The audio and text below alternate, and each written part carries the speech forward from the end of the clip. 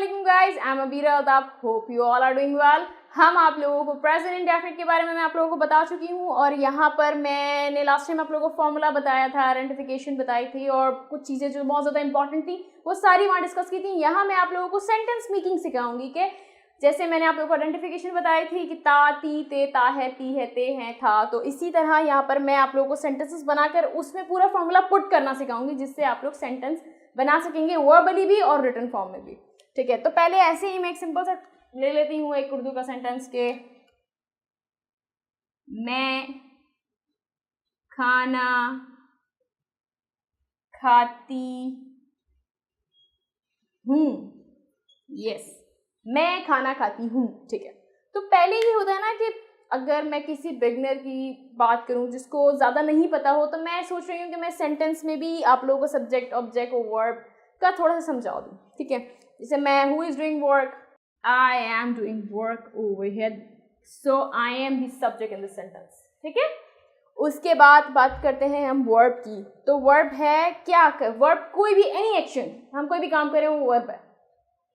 तो हम यहाँ खाती काम कर रहे हैं, खाना काम कर रहे हैं, तो खाना खाना काम कर रहे हैं।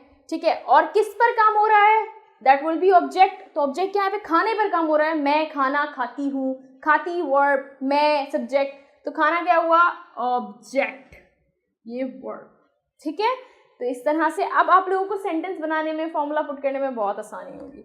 जैसे कि क्या था formula? Subject plus first form of verb plus object. यहाँ पर ही, शी, इट और सिंगुलर नेम नहीं है तो यहाँ पे वी विल नॉट ऐड ई और ई एस। ठीक है, तो मैं सिंपल बताती हूँ, मी, आई, उसके बाद subject plus verb, first form of verb, खाने की इंग्लिश क्या होती है? Eat, so I will write over here eat, eat. उसके बाद आता है खाना खाती, खाती हूँ। ठीक है, तो लास्ट में क्या आता है? Object, subject, verb, object. Object क्या है? खाना, खाना, food in English. Done. I eat food, मैं खाना खाती हूँ, आई ईट फूड। सिंपल, पूरा फॉर्मूला मैंने यहाँ पुट करके दिखाया है। ये थोड़ा सिंपल सेंटेंस है ताकि आप लोगों को समझने में आसानी हो। ठीक है, इसके बाद मैं और भी सेंटेंस बना के आप लोगों को दिखाऊंगी। जैसे बात करते हैं किसी भी लड़के की कि वो क्रिकेट खेलता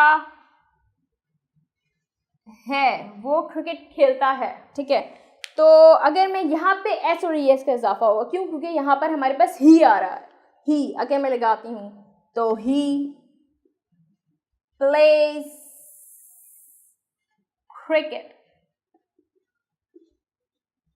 डन, वो क्रिकेट खेलता है, ही प्लेज क्रिकेट। ये मेरे दो सेंटेंसेस हैं जो आप लोगों को काफ़ी हद तक समझ में आ गए होंगे कि सेंटेंस को बनाना कैसे, फॉर्मूले को अपने जहन में रखना है कि पहले क्या आना चाहिए? Subject, then verb, then object, और वर्ब कौन सा आना चाहिए? First form of verb.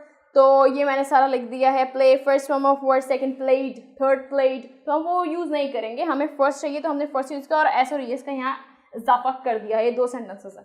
ठीक है, उसके अलावा एक और सेंटेंस है, कोई से भी बना सकते हैं हम जो चाहें, सिंपल सा, मैं हर साल पिकनिक पर जाता हूँ।